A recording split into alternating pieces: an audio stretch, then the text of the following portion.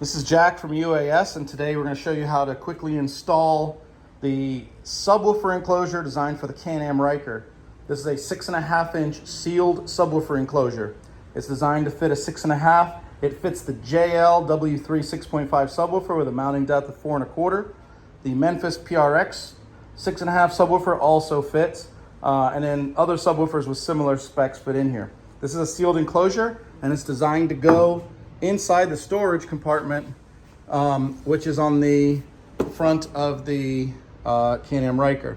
So basically what you have is this is the storage compartment. Now we do have these already pre-cut for you, available on our website.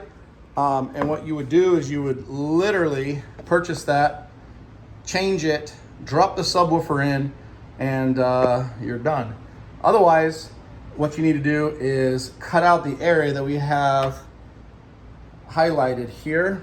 This is what it looks like after it's cut. So after you cut, which we recommend using an air saw, you literally fit the subwoofer down in there. Do you see that fit? What happens is the base, it fires backwards into the RYKER, and it goes through this hole right here.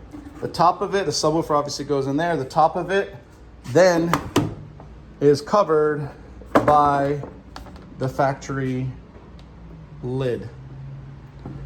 So when it's installed, the factory lid goes on, it closes, and there it is.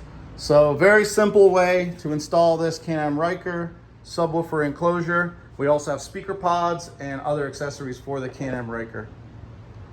undergroundautostylling.com, at Underground Auto on Instagram, Underground Auto Styling in Sarasota, Florida.